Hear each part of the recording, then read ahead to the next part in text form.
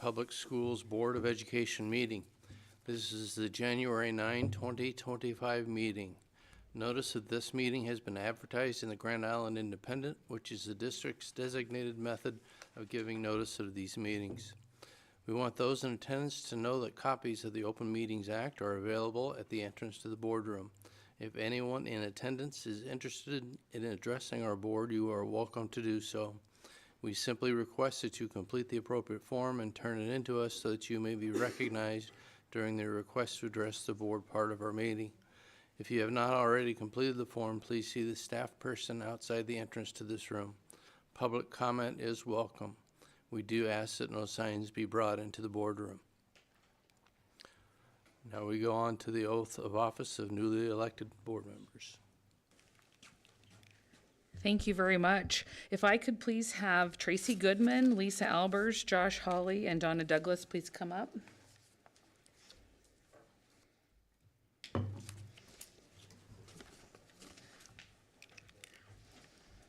Hi.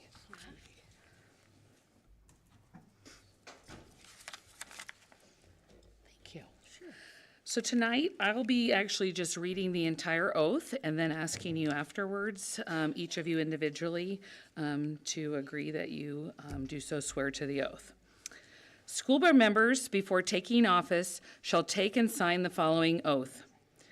I, Donna Douglas, Tracy Goodman, Josh Hawley, and Lisa Albers, do solemnly swear that I will support the Constitution of the United States and the Constitution of the State of Nebraska against all enemies, foreign and domestic, that I will bear true faith and allegiance to the same, that I take this obligation freely and without mental reservations or for purpose or evasions, and that I will faithfully and impartially perform the duties of the oath of member of the Board of Education of the School District of Grand Island, according to law, to the best of my ability.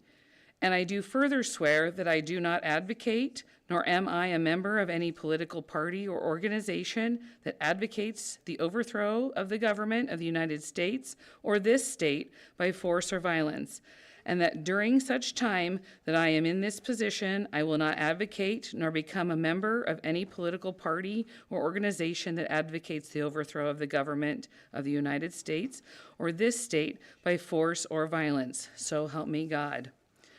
Donna Douglas, do you so swear? I do. Tracy Goodman, do you so swear? I do. Josh Hawley, do you so swear? I do. And Lisa Albers, do you so swear? I do. Thank you very much. So members of the board, new members, so let's congratulate them. Okay, you're gonna sign right now. Yeah, if you would. Okay, I only have 2 blue pens. We're signing in blue. So, okay, Donna, there's 2 copies. You'll sign both of them, okay? And then I'll give you one back. Okay, so. Do we just sign right here? Yeah, you can just sign both copies. This one's for you. you, Yeah, this okay. one's me. You just sign both copies and I'll bring one back to you. Okay? So signature. Yep.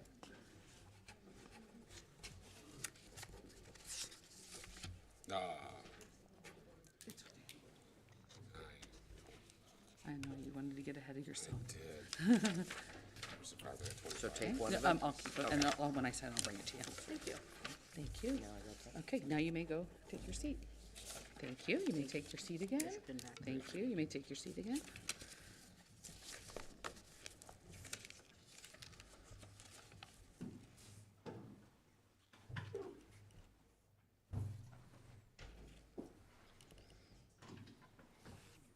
Thank you. I'll bring you a Thanks. copy, okay?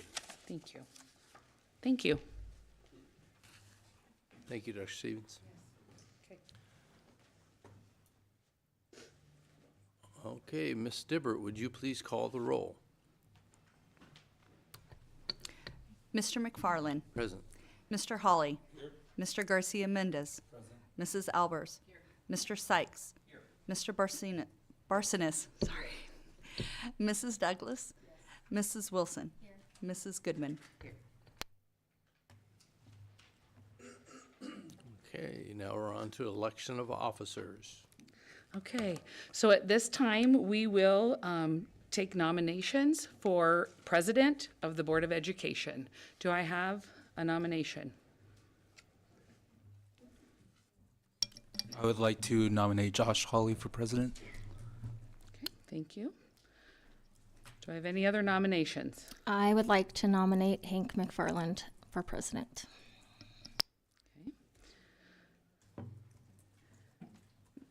That will close the nominations, as those two are members who submitted their desire to be in that position. When we vote, we're going to vote by secret ballot, and at your seats, you do have little slips of paper. And so at this, is there any discussion that the board wants to have about either nominee?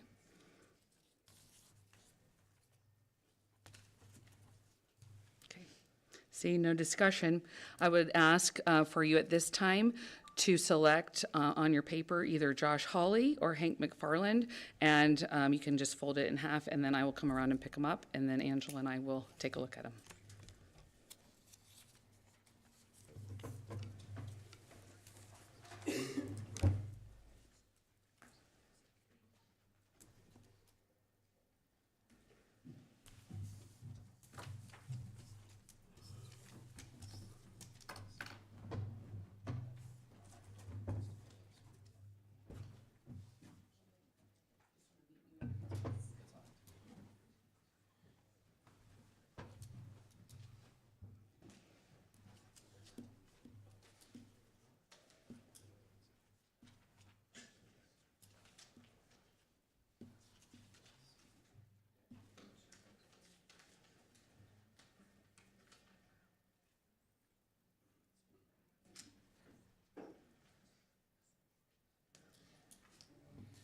Oh, and that mustache is looking pretty good. I was just thinking the same. Okay, with the vote, we had 5 votes for Hank McFarland and 4 votes for Josh Hawley. So, Mr. McFarland, you will remain as president. Thank you. Now we will go on to vote for vice president of the board. Do I have a nomination for vice president? I'd like to nominate Josh Hawley for vice president. Thank you. Do I have any other nominations? I'll nominate Eric Garcia for vice president. Okay. And again, at this time, we'll close the nominations. Those are the two who notified us. So same thing on this one. You will either vote for Josh Hawley or Eric Garcia Mendez. So go ahead and do that.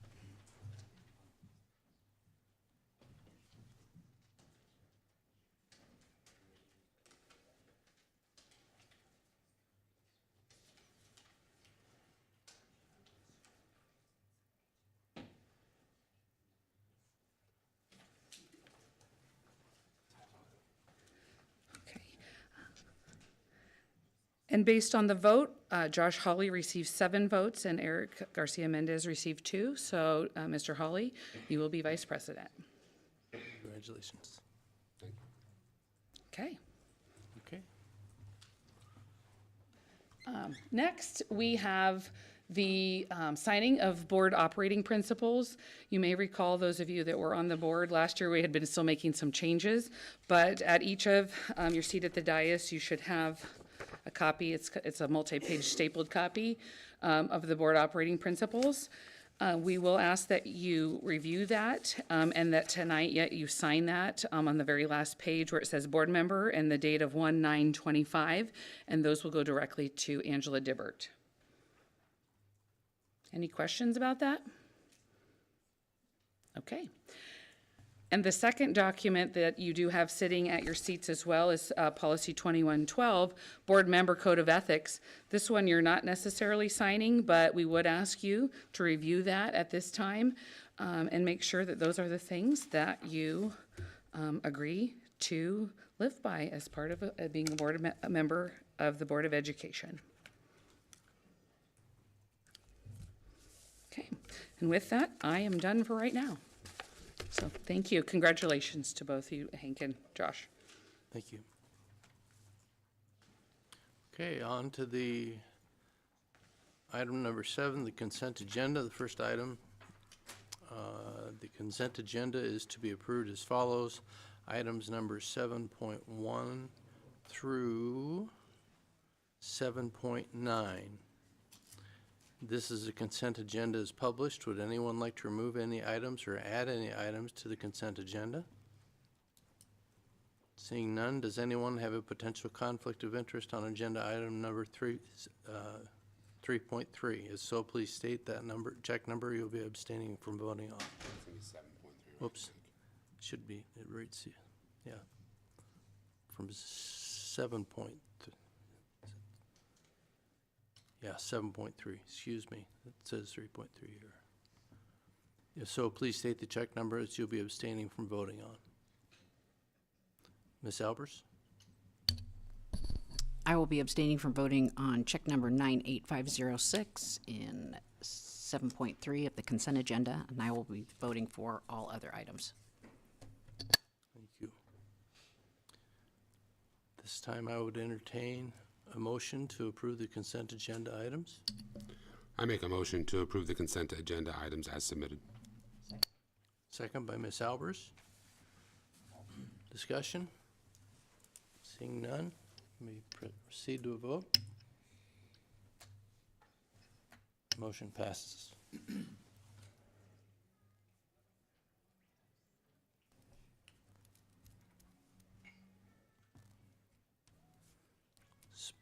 Special recognition. Superintendent's Holiday Card Contest finalists and winners. Mr. Mitch Rouse.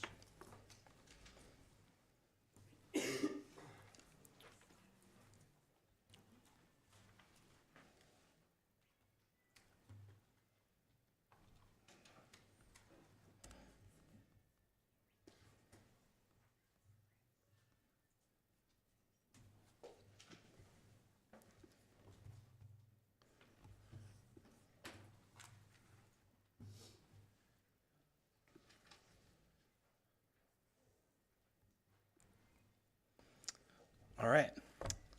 Good evening, everybody. Thank you for giving me a chance to celebrate some students tonight, because that's what we're going to do. We've got a full house, as you can see, which is always really exciting. I wanted to give you a brief rundown of what we're here to celebrate, and then, excuse me, we'll do certificates and photos with the students being recognized.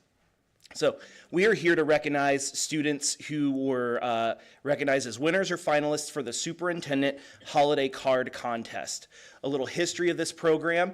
This was the 9th year of this tradition of providing opportunities for students across the district to submit original artwork that would potentially be featured on the yearly holiday card that the district sends out to stakeholders. So part of that process is to try to share the word with all of our schools and recruit students to share artwork.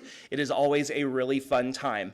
And then that process is we collect everything that gets submitted. That all goes to my office. We equip the efforts of the Neal administration building staff to vote on the field of designs that get submitted. And then once that gets whittled down to a smaller group, then the superintendent steps in and makes selections for finalists and an overall winner. So this year, we were really excited to share that we had over 1,300 submissions from students across the district. That's over 100 more than we had the year before. And every school in the district was represented with artwork submitted this year, which was really, really cool. If you want, you can go onto our Facebook page and scroll back a couple of weeks and see a picture of Mr. Fisher holding the giant stack of submissions that we had in his office. It was really exciting stuff. So 1,300 students submitted artwork, and then from there we followed the process and whittled it down to 3 finalists and an overall winner. So I'm going to share with you the artwork of the finalists before we bring up our students to be recognized. So our middle school finalist this year is Cynthia, and she is here with a big crew from her family in Bar Middle School. And this is the design that she submitted and was selected as the middle school finalist for the holiday card contest. So give a round of applause for Cynthia.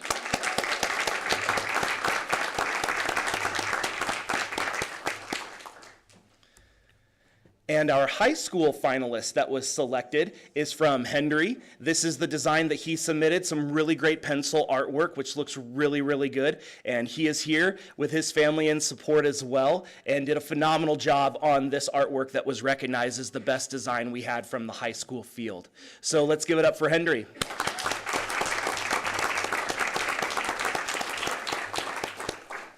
And then our elementary finalist and overall winner of this year's Superintendent Holiday Card Contest is Lennon Jaden from Newell Elementary, and she submitted this wonderful design of "We Gish You a Merry Christmas," which is awesome. So we really love that, and I remember talking to Mr. Fisher about this and thought it was really neat that an elementary student felt a connection to the high school, and that was just a really neat thing, and we love the design with the palm trees and the lights and everything like that. So give it up for Lennon.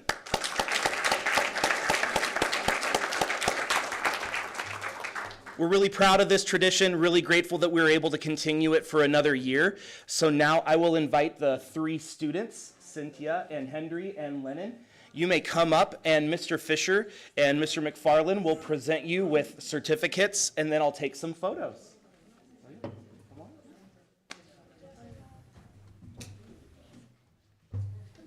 guys get to come clear up here in the middle of the horseshoe.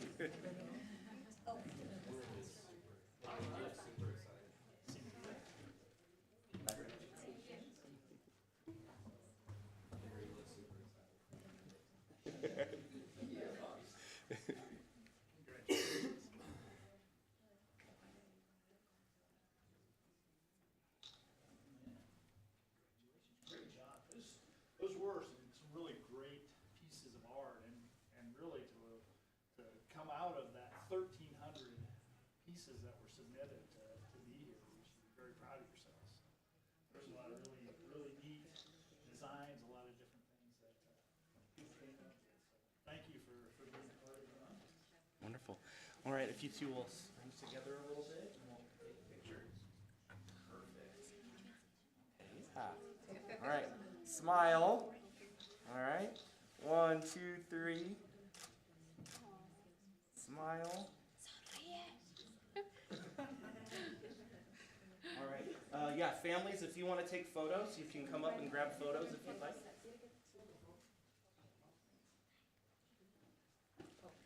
Para que usted le saque fotos. Saquen las fotos. Para que le saque usted la foto. Ahí los puntos.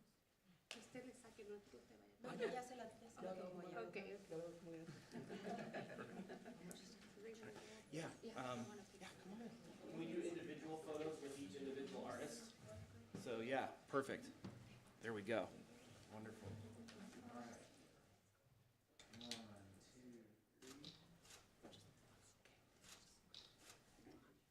1, 2, 3. Come on up.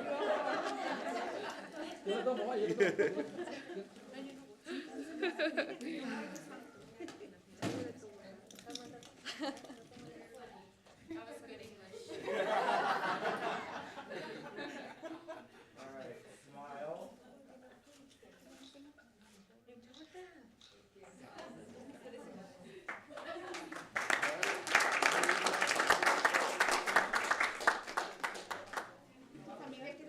¿Quieres subir a sacarse la foto con él?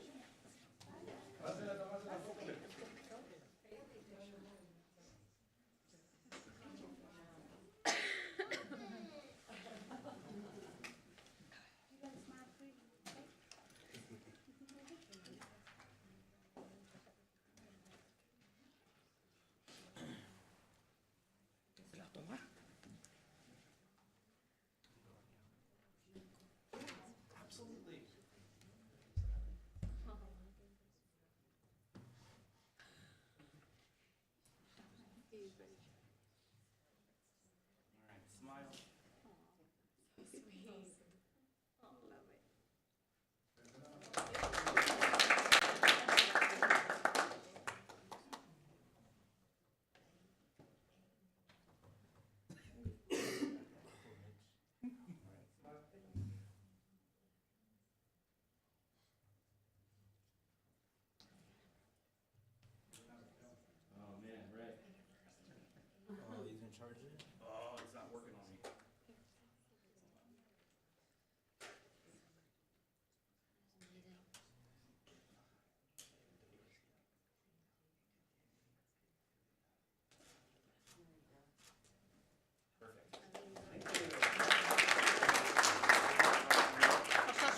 to me. Oh, of course I will. I got you.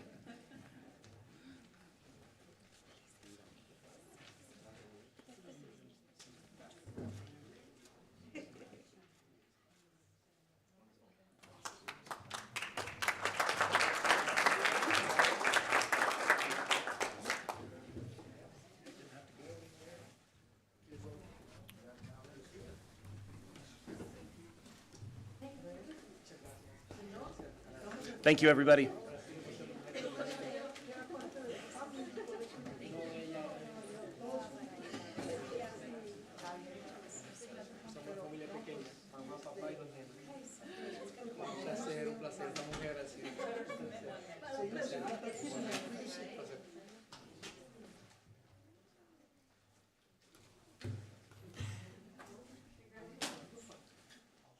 Okay, next up on the agenda is a request to address the board, which I believe we have none this evening. And on to number 10, information items. Item number 10.1, results of bond fund tender offer, refunding bonds, Series 2024, for $12.97 million. Mr. Virgil Harden, Mr. Paul Grieger. Well, good evening. I am not going to bore you with anything. I'm going to turn it over to the experts and let them introduce themselves. Since we have some new board members, they can give you, half-hour bio on all their professional accomplishments. I don't think it will take more than 3.5 hours, but, we'll see what we can do. So, guys, high expectations as always. All right. Thank you, Virgil. Go ahead. Good evening. Hi, my name is Paul Grieger with D.A. Davidson, serving as the school district's bond underwriter. Mike Rogers with Gilmore and Bell. We are bond counsel to the school district. We get enough time for this thing to load? It's there. All right. Next slide, please. Oh, excellent. We're, I have something to do. Thanks, Paul. We've got, so first of all, just thanks for having us out. For a little recap for those of us that have been a part of the conversations, and I'll do my best to condense a quick overview for those new to the board. Congratulations to the new board members and officers. About a year ago, we began conversations with the leadership team about potentially refinancing some bonds that were used to refinance other bonds in 2019. These bonds were sold as they were taxable bonds instead of tax-exempt bonds, which presented some unique opportunities.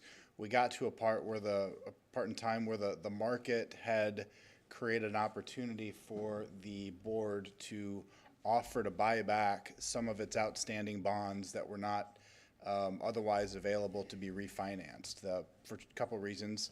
There was a period of time before those bonds would be eligible for refinancing based on an agreement that the school board made with the bondholders in 2019. They had to block out a certain number of years before they could be refinanced or called. And then the other thing that when we sold those bonds in 2019, interest rates were so low that we never thought that the bonds would be refinanced ever again. As time moved on and the markets took an upward shift in interest rates, the value of the bonds that were the market value of the 2019 bonds as they sit in institutional portfolios had declined rapidly. So there was an opportunity for the board to offer to purchase back some of those bonds at a discount from face value. And it was a great opportunity to offer that, and then the bondholders could make a decision whether they participated or not. So in my opinion, it was kind of a win-win deal. It worked out great for those that wanted to do it on both sides of the financing. And here we are. I'll ask for the next slide, please.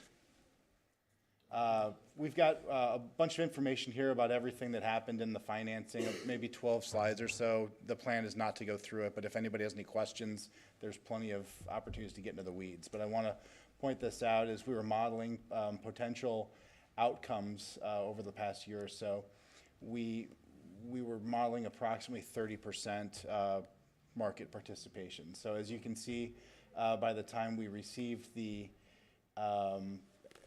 offers back from the market and then actually rejected a few maturities that didn't make sense for the school district or the financing, we wound up right at 29% participation, which helped drive the economics. If we could move ahead to slide 9, please, Mike. And actually, I'll just point out quick here, these are, when we went to sell the bonds, we wanted to compare this financing versus other financings out in the marketplace. So this shows the pricing progression with how the order period went that first week of December and how we developed a book and ultimately priced the bonds. If there's specific questions, we can go back to that and get into those weeds if we'd like to, if you did the next one for me. And then this shows some other comparables that were being done throughout the national market that we compared Grand Island Public Schools AA minus rating to other market comparables to make sure that we were hitting the market and obtaining the most appropriate levels on both sides of the trade, and we think we got real good execution for the school district. There was one deal that happened for York Schools after Grand Island went to market. A little bit different. It was smaller and had a shorter call feature, so the pricing, it's not a perfect comparison, but it's in there just in case it came up. Did any Nebraska schools come that week? We've got that as an example. And I think Grand Island schools favored or fared pretty well compared to the national market and the local comparables too. If we'd go one more. These were a few other deals that were in the market. Not exactly comparables, but it was, but we saw the city of Lincoln. We saw a couple of other smaller financings out there. But just sort of a recap of what was out there. And not all of these are good comparables since Grand Island is such a well-known name in the marketplace and has such a high investment grade rating. I probably wouldn't use those as pricing comps as much as I would the ones that we put in the spreadsheet. So go to the next one, please. These are the summary of the economics of the financing. The cost of, I can't see that far anymore. The cost of capital to the school district was right at 3.25%, as compared to the average coupon of the bonds that we refinanced was about 2.5%. And the reason this worked, we typically wouldn't refinance a mortgage and go from a higher interest rate, or excuse me, a lower interest rate to a higher one, but it worked here because the savings came from reducing the principal. So the idea is if you've got a $200,000 mortgage, at 3%, you refinance it to a $125,000 mortgage at a 5%. If the math works, it works for you. So that's kind of how we got there. We saved, or the school district saved $1.3 million as a result of the financing, and all of the percentages look really good to us based on the standards that we consider. Go to the next one, please. Thank you. And then this is just a quick snapshot of the refinancings that the board has taken advantage of over the years. Saving taxpayers about $10 million by simply refinancing outstanding obligations. So with that, if there's any questions of Mike Rogers or myself, we'd be happy to touch on them. Paul, with these refinanced, when will their call date be? The 2024 bonds will be callable in 2034. So we reset the call feature. The 2019 bonds were callable in 2029. So as part of the tender process, holders waived their rights to the call feature. So it allowed us to reset everything, and it allowed the school district to refinance bonds that probably never had a chance to be refinanced anyway. It just happened to work where some of these institutions saw value in taking a loss and then putting their money back to work in a higher earning security. Any questions for Mr. Greer? Ms. Albers? So we went over this in F&F months ago when I think you both presented, and 30% was about what you thought would be our max effort, right? I mean, Virg, didn't you say that? Didn't you say you'd be happy with 30%? Yeah, Paul laid that out for Okay. us as we went in, so yes. So it was really about as good of an outcome as we could have hoped for. It was. I would have been happy with 20, although I don't think I'm on record saying that. We were looking at a lot of examples and I think we did about maybe 11 of these. And we saw results really on, the good ones were on average, I'd say 20 to 30%. We had a couple of outliers that were closer to 40%, and we had maybe one that was closer to 10. So yeah, I had to pick a percentage to use as modeling, and I thought 30 felt good. The numbers look good, and if I thought we could hit 30, we were going to be really happy with it. I think had things come in closer to 20, but the economics still worked, we'd have been proud of that transaction too, and then it was only going to get better the higher the levels came in. So we're really happy with the results. Thank you very much. You bet. All right. Thank you, gentlemen. Appreciate your help. Thanks very much.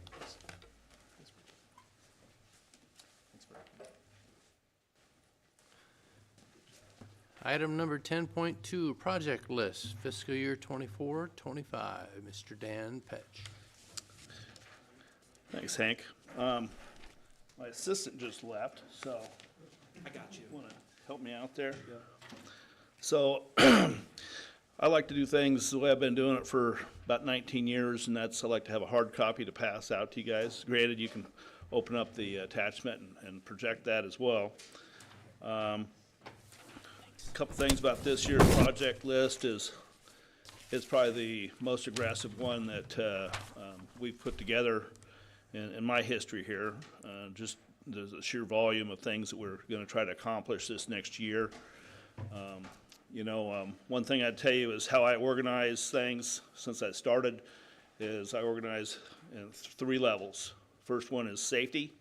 The next one would be things you need to fix on buildings so that it doesn't cause further issues or, and then third is nice things, carpet, things of that nature. So as you look at that list, what we do is we've got that listed with the building and then a description. And then there's a BP, which is a building principal priorities, and then DP, not Dan Petch priorities, but district priorities. And then the totals, and then in the colors there are different funding sources. One of the big things that helped us out this year was the QCPUF funding.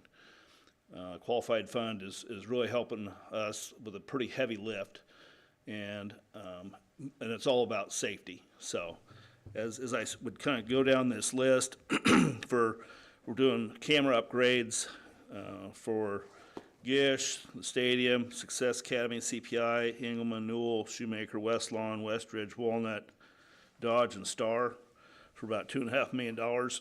It'll take us this year to accomplish that. When I talk to you next year, there's going to be another, multi-building list for us to continue on with that. And then the next item, which is QCPUF as well, is replacing all of our phones, and that also has the wiring upgrade that goes with that.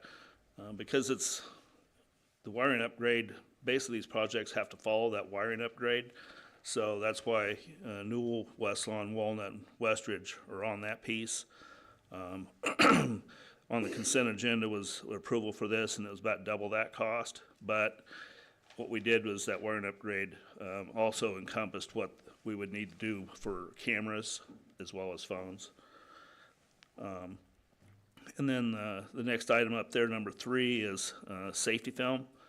So that's just material we're going to put on all our exterior entrances to all of our buildings. So that's district-wide.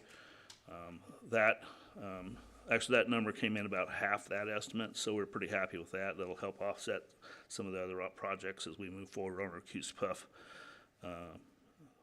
spend. This is kind of a big deal too. The safety film or security vestibules already have that, but all your other doors around the buildings would get that. So just kind of quick description. And by the way, if you guys got questions on anything I'm throwing out here, I'm going to kind of get rolling and go kind of fast, but stop me and ask those questions. So, yes. Serious, or you want me to actually? I know what it is. Oh, yeah. Because I asked you the same question in the meeting. True. I just want to make sure. So, what you do is it's a film that you apply on the interior of the glass. And then there's a special sealant that goes around it that will bond to that. It does not make it bulletproof. It does make it breach resistant. And so if someone can go shoot through those windows on a back door to a school, and not, the bullet will go through there, but it's not gonna break that glass. And then you could take a sledgehammer or whatever, it'll take you at least 3 to 5 minutes to breach that opening. And in that time, gives us that time that we would need to get our emergency responders there to take care of that issue kind of thing. So, it's become pretty popular around the nation. Just as you see some of these terrible things happen, you know, I can think of a couple that would have had this in place, might have been able to prevent a tragedy. So that's kind of what the direction we're going. And I'm going to keep on going. Senior high, we're doing a roof replacement at the 2-story piece there. That's a very big project. We've been kind of holding off on a little bit, but now's the time this summer. And that'll be special building fund for our funding source. Bar Middle School, another one of those things where we're going to replace the track and then put a new surface on top of that. So you take the whole track out, put down new asphalt, put the new surface on top of that. And that'll make it equal with the rest of our middle schools. Currently, it's just asphalt, so it's in pretty bad shape, and I'm happy we're gonna go ahead and move that forward. Lincoln Elementary is flooring replacement throughout the building and the gym floor. That price tag is at least in that $250,000 arena. I've been holding off on this one for quite a while, and now it's time to do that one. So that's also going to be special building fund.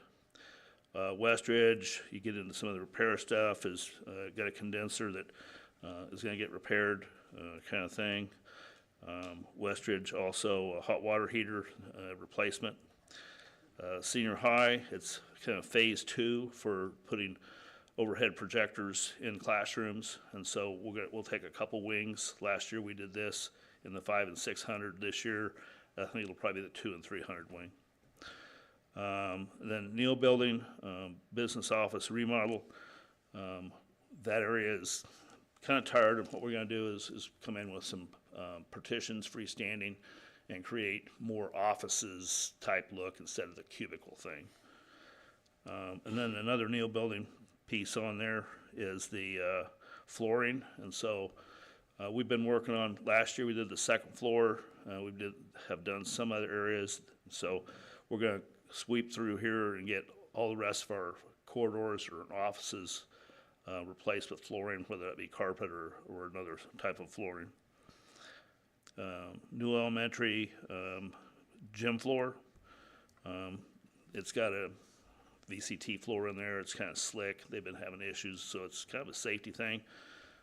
We've got half a dozen other buildings so every year we're going to be taking care of some of these gym floors that have been on the list for a while. Also, some tuck point and caulking for Newell is right below. Gates, we're replacing air handler that does the gym area and commons, and then another one, Gates, is the office air handler. Rosmer, another roof project. That roof was, let's see, that building's 28 years old, I think, now. So that roof has done a pretty good job, doesn't owe us anything. So we're gonna go ahead and move that forward. Outer Annex, another QC Puff item, and that's doing a fire alarm upgrade so that that building has, with that upgrade, you get voice evac as well as where we can use our button to push for an intruder drill kind of thing. And then track resurfacing, Walnut and Westridge. This is actually something we did already this year out of this year's budget, just to recondition them because they don't last forever, so you got to kind of keep up with it. Dodge, boiler replacement. Then all buildings, we're doing the Raptor visitor management system, part of our QC Puff piece that we're implementing currently. And I think probably in the next 2 to 3 months, we should have pretty much most buildings hooked up and going. Some more QC Puff items, just door hardware upgrades, Shoemaker, Newell, West Lawn, Canicrum. Mainly that's classroom locks, putting the safety locks on those at those locations. And then card access, another QC Puff project, where we're just kind of filling in where these buildings currently have some card access, but this fills in the gaps. So Walnut, Westridge, Dodge, Newell, West Lawn, Wasmer. Phone system upgrades that didn't require that total wiring piece, Engelman, Shoemaker, and Star. And that's QC Puff as well. Intercom upgrades, QC Puff funded, Westridge, Shoemaker, Engelman, West Lawn, Dodge, Star. And then we kind of get into some of the smaller projects, but still, this is a carryover from last year. Engelman expanding their sidewalk on the east elevation, which is their main entrance area for safety. Westridge expanding their drive on the west side, again, just a safety thing. Grand Island Senior High, starting phase 1 of a thermostat replacement, which we self-perform. Barr Middle School, doing carpet replacement in the 3-story area. Mainly, it's about a dozen rooms. Walnut, I've got one more door that we're replacing the whole door with, plus then tying card access into it at Walnut.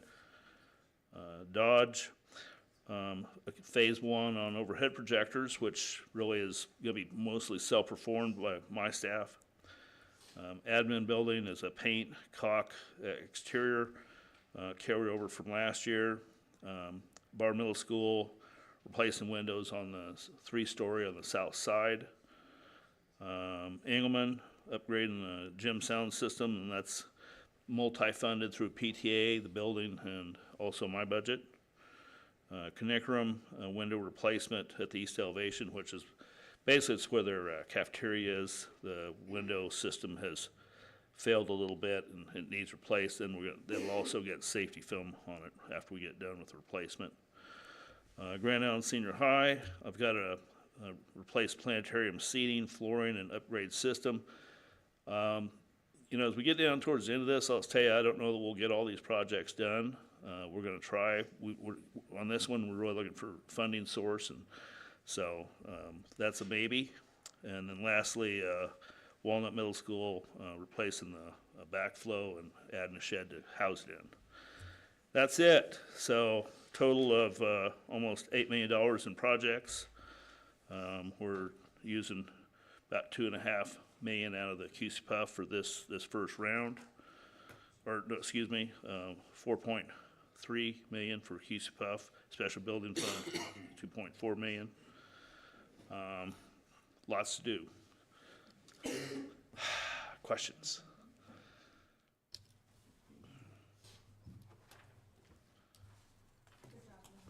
Mr. Hawley. Knew it's coming. Mr. Hawley. How many years will you carry something over if it doesn't get finished? So, I mean, all of these, the one that are carried over from last year, are still at the bottom of the list. And I understand that they don't rank higher in safety or other priorities. How long will you keep something like that on the list? It depends on the principal, really. Okay. As you know, you go through a discussion, because that's part of my process to generate this list, is I go and meet with all the principals, and I get their input, we go through their list. This is a single page where I've got a list of projects, a very large list. I'm not really want to print that out because I'd be killing a lot of trees. So, but really we have that discussion and say, how's it going? Is this still something that you feel is a need? Most times it's like, yeah, that's all we had on there the first time. The reason, like for that one though, was I couldn't get a contractor to do the work. Sure. It's getting better, but we're still having some struggles getting contractors sometimes to perform work for us. And how are we looking on pricing right now for materials? Pretty good. I mean, things have kind of stabilized a little bit. I've talked to some of my cohorts around the state, and we're seeing like big projects. I mean, they've kind of leveled off now, and the cost per square foot is much more manageable. So that's a good sign. And I feel that this summer, I think we can, if we're wanting to do the different things, I think we're going to be able to get contractors to do them. Okay. Last question, I think. Can you explain the Raptor visitor management system, especially maybe for people at home who are watching, and how that's going to affect visitors to the schools going forward? Yep, sure. you know, it's still kind of the same protocol. You're still a visitor's gonna come to the front door. They're going to have a two-way conversation with the receptionist, but they're gonna tell them, we'll have a little kiosk there. They'll put their personal information in there. And then the good thing about the Raptors, it does a background check. So if you're on a sex offender registry or something like that, it's gonna flag that. And so probably not gonna let that person in. But most people, obviously, no big deal. And so the person that's at the desk will then read that information, then go ahead and buzz them in. And then it'll print their, basically a badge form or a label that will stick on their front of their shirt kind of thing. Okay. Thank you, Mr. Patch. Thanks. Good questions.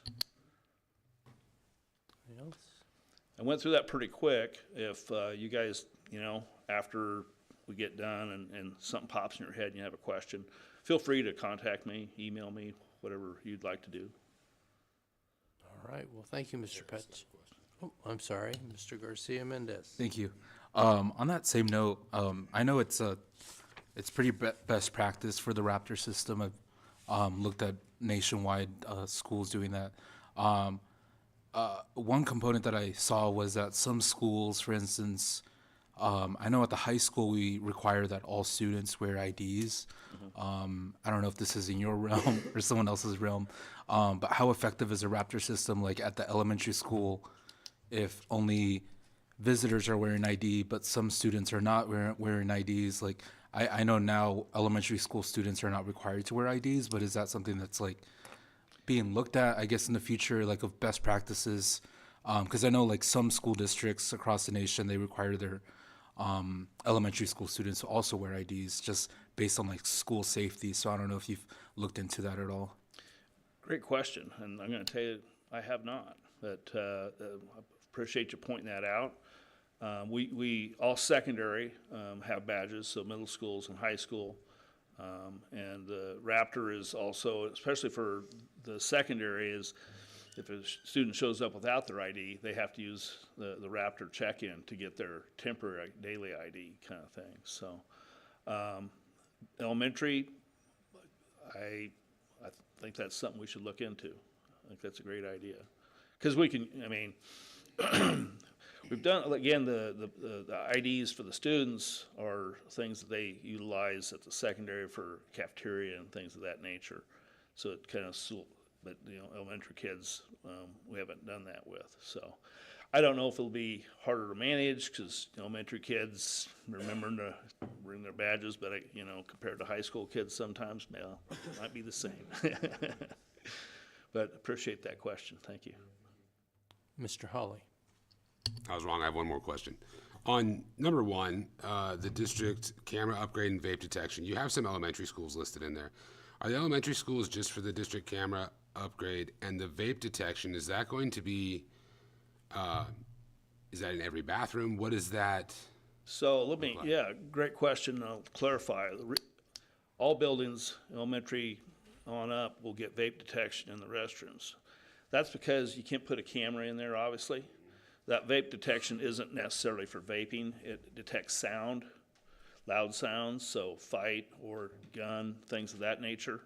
New camera system does that as well. So, our cameras also detect sound, but that's really what it is. It's vape detection, yes, but really it is a lot more for us than just that piece of it. Does it have word recognition that goes with it too? Like, No. Not like that.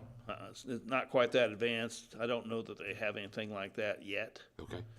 I'm guessing that'll probably, work its way into the technology. Currently, it's just loud sounds. Okay. Thank you. All right. Thank you, Mr. Petch. Thanks. Item number 10.3, policy. Mr. Matt Fisher.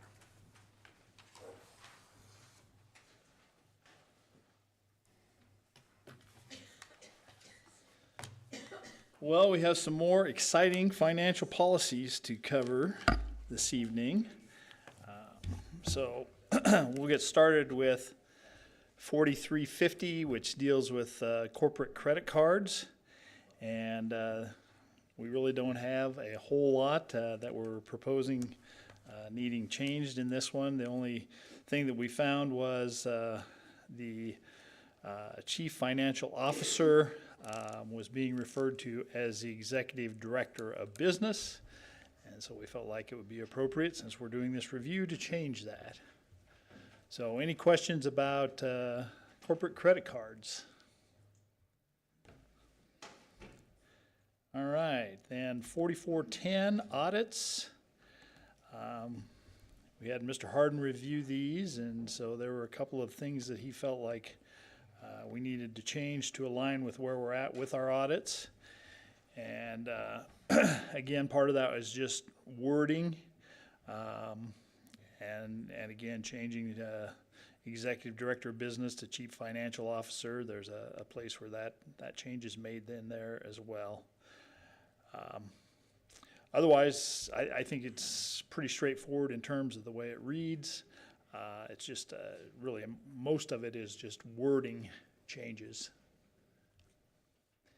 Does anyone see anything there that feel like needs an explanation?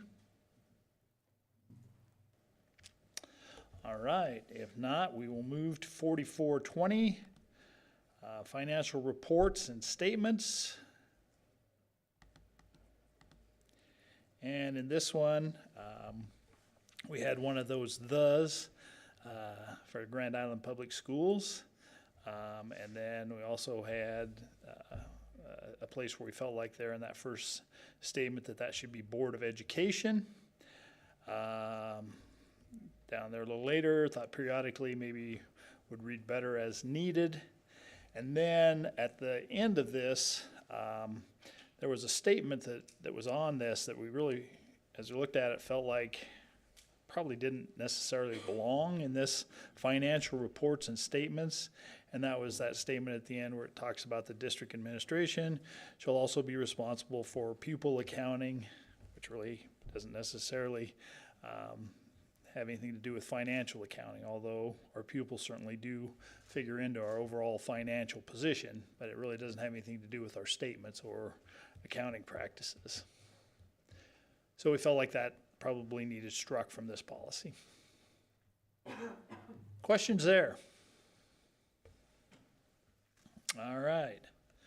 4443, vendor relations. I think this one is pretty much good to go with just simply saying that it was reviewed. There wasn't anything being proposed to be changed in this vendor relations one. Questions on that one? Authorized signatures was another one that was pretty simple, straightforward, a couple of little changes. That the Grand Island Board of Education felt like would read better as just simply the Grand Island Public Schools Board of Education. And again, changing that Executive Director of Business to Chief Financial Officer.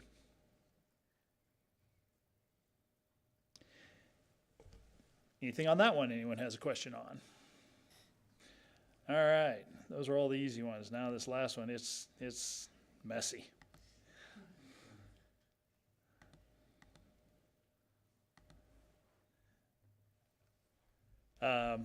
Oh no, this wasn't the one. That's not the one I'm thinking of. This one wasn't bad. This one just had a the in it, and then down at the end of it, there was one other little change that we felt like this is commercial advertising in schools. And as you read that last statement there about any proposed commercial advertising agreement with any business, corporation, for-profit organization, or other organization, or individual whose primary purpose is selling goods or services is subject to the approval of the Board of Education. Well, we have done a lot of those different things, and as Mitch informed me, over the years, he's primarily dealt with those, and he's never seen any of them rise to the level of being approved by the board. So we really felt like probably it needs to include a statement there that says approval by the Board of Education or their designee.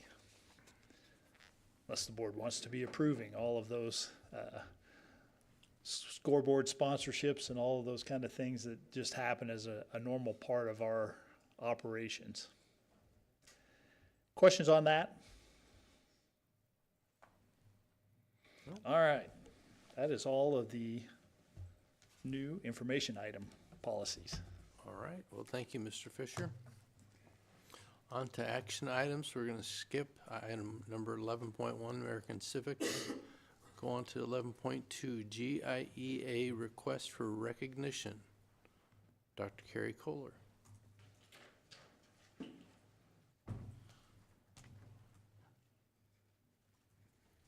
Good evening. You have a letter from Michelle Carter requesting, they are currently, the Grand Island Education Association is currently the exclusive bargaining agent for negotiations, and they are requesting to continue being the exclusive bargaining agent for the 2026-2027 school year.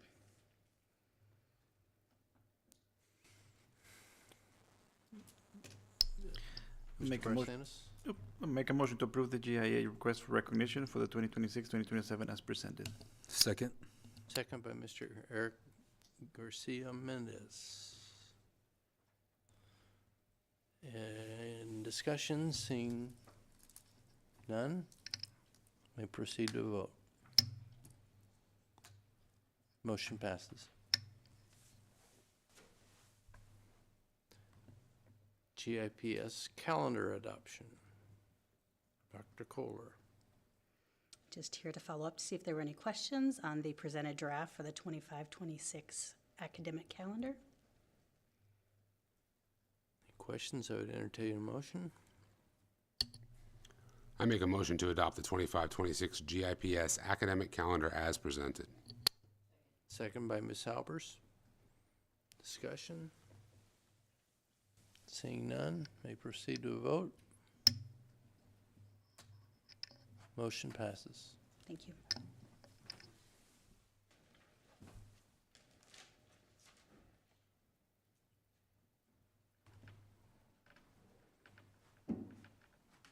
Item 11.4, budget adoption procedures. Mr. Fisher.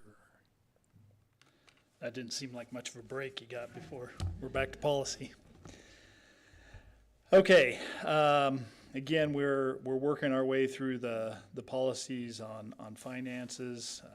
2015 was where most of these policies were last reviewed, so they're in that time frame that they need to be reviewed. This first one, and actually the first couple, if you'll recall, we had these policies reviewed by the attorney, and he felt like there was room to actually, in this case, get rid of 4211 altogether. And so actually, as you look through this one, all the language that's contained in it is struck. So we would be looking for a motion to eliminate policy 4211 on budget adoption procedures. Any questions? Entertain a motion. I make a motion to approve the deletion of policy 4211, budget adoption procedures as presented. Second by Ms. Albers. Discussion? Seeing none. Proceed to a vote. Motion passes.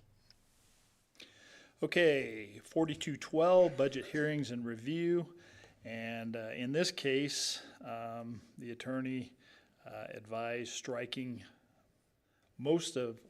striking all of the policy that was there and replacing that with the statement that's there. Any questions about what's being struck or the statement? Seeing none, I would entertain a motion. I make a motion to approve policy 4212, budget hearings and reviews as presented. Second by Ms. Albers. Discussion? Seeing none, may proceed to vote. Motion passes. All right, 4310 is an easy one. We're just striking the.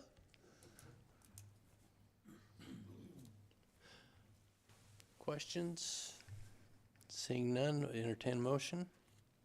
I make a motion to approve policy 4310, local, state, and federal funding as presented. Second by Ms. Albers. Discussion? Oh, see none. You may proceed to vote. Motion passes. Okay, 4312, internal controls for federal and state awards. This was the one that got real messy. We started out real simple with striking the, and then we changed some wording in terms of aligning, and then talking about cybersecurity, adding that in as one of those focuses. And then as we get into federal guidelines, there are just a number of different pieces that, again, the attorney is recommending that we should have included in our policies. And so, again, certainly can answer any questions. We can read through as much of this as the board feels like we need to, but this is the same information really that was presented last month, excuse me. So, questions on this? Anyone see anything as they reviewed these that we needed to take a further look at? Seeing none, I'd entertain a motion. I make a motion to approve policy 4312, internal controls for federal and state awards as presented. Second by Ms. Albers. Discussion? Seeing none, I'll proceed to vote. Motion passes.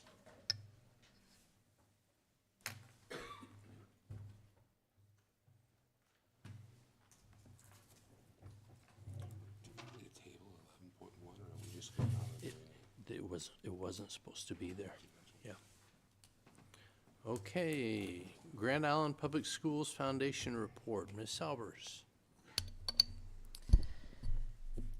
The Foundation's online scholarship application went live on December 1st. Students will be able to apply for 205 scholarships through this one application. The application is due February 5th, 2025. At their January board meeting, the Foundation Board will induct new board members Jennifer Worthington, Robert Alexander, and Yetzi Bermudez. We will say goodbye to board members Tom Bedner, Zach Butts, and Roger Schmidt. We appreciate their service. Additionally, the Foundation hosted a new board member orientation session on Wednesday, December 4th, 2024. The Foundation is gearing up for a busy spring. The annual staff campaign will begin in March, and scholarship review will begin in late February. Anyone who would like to volunteer to be part of the scholarship review is welcome as long as they are not related to a GISH senior this year. And I would encourage board members to do that if you haven't done it before. It'll really tug at your heartstrings, some of the stories that our students have. The Foundation Board will have the following business before them at their January 15th, 2025 board meeting: board leadership change for 2025 and 2025 grant scholarship distribution percentage from invested funds. That ends my report for the GIPS Foundation. Thank you, Ms. Albers. Okay, student representative report. Mr. Owen Williams. Is my mic on this month? I think so. Okay. So I'll start out with activities. The boys and girls wrestling teams brought out the Brooms versus the Bearcats, with each team winning their duel against Kearney. The boys' duel in particular came down to the wire. Going into the final match, GI trailed by 2 points. Junior Caden Harder was the Islanders' last shot. In a hard-fought match, he secured a takedown in the final seconds of overtime to give the Islanders a victory over their rival. The girls' basketball team, their reserve team, has had a hot start to the season with a record of 6-2, which I thought was important to point out with everything going on with the team there. Powerlifting recently raised $14,000 in their raffle fundraiser. The team is currently completely funded by money raised by members of the team. And this weekend they are taking 50 kids to the Lexington powerlifting meet, and they have 10 kids already qualified for nationals in Wisconsin. The Islander speech team kicks off their season this weekend after months of practice and dedication. And Islander Hall of Fame is Friday night at halftime of the boys basketball game, which starts at 6:30. There's a reception banquet on Saturday to honor and welcome the new members. The show choir has their premiere night on Sunday the 19th. And 15 Islanders across 8 activities earned the NCPA Fall Academic All-State Award. The award recognizes students who compete at the varsity level while also maintaining top grades. The Islander Show Choir is putting on their yearly Junior Islanders Show Choir Camp. The camp is led by high school students, which makes the experience fun for campers and gives current Islanders the opportunity to make an impact on the next generation of Islanders Show Choir. Finally, at the end of the weekend, kids get to showcase their new skills in front of their friends and family. And my sister has personally attended the camp multiple times and has always really enjoyed it. And then my staff shout out for this month. I'm changing the rules a little bit because I wanted to thank a team of coaches who have and will continue to make an impact on Islanders for years to come. Our Islander Power staff, led by Coach Doyle, Coach Olmsted, and Coach Anderson, is truly second to none, and I didn't feel like I could shut out one while leaving out the others. Coach Anderson, a football, weights, and track coach, is also an Islander alum. He is up with the football team for their 6 a.m. lifts each morning and pushes them to be their best. He's also an expert at Islander leadership and culture, and I valued his insights about Islander greats and appreciate everything that he has done to maintain the culture that so many have learned from. Coach Olmsted is one of the most positive people you can find in the Gish building. Whenever she has a spare second, Coach O will give you a genuine hello and ask about your weekend or recent sporting event. She does a great job with all the athletes, but especially with the younger ones who are still trying to figure out high school athletics. Coach O also takes great pride in our powerlifting team and works with them year-round. Finally is Coach Doyle, who puts in hours like almost nobody else in GIPS. Along with Coach Anderson, Coach Doyle is at the school before 5:45 each morning. He sponsors the powerlifting team with Coach Olmsted, and he also sponsors Fellowship of Christian Athletes, which I'm a part of. And during my time at Gish, the size of our group has tripled, largely due to his leadership. These three coaches lead every day by example, and their passion for both sports and their students will help these student athletes in their sport and in life. And that concludes my report. All right, thank you very much. Item number 12.3, Superintendent Report. All right, well, our big news is we're back in school now. This is day 2, and I think we're back in good shape. I had a chance to get into quite a few of our buildings between yesterday and today, and everyone reports that, the majority of the students came back, all the staff came back, even though it was a really long break. And I did have a number of staff members that really said that it was really nice to have that length of break, and that they appreciated where Christmas fell this year, because that's really what drives that. So anyhow, we're back at it. Was going to mention the multiple activities that are going on. I think Owen did a really good job of covering the things that have been going on with the high school.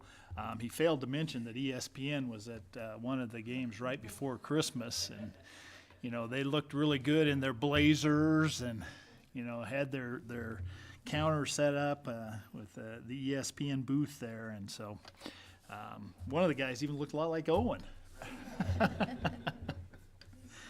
So anyhow, middle schools are kind of in that transition phase right now. They started their practices for boys basketball and girls wrestling. I know at least some of them got going yesterday with the students back, so they'll be picking up there. Since we've been back from Christmas, we've already had girls basketball game and bowling. I got the chance to take those couple activities in already this week. So anyhow, it's a busy time of the year with those things going on. Mentioned this in our small board groups, but just wanted to reiterate that we're continuing our work on the strategic plan, and really have been working on that.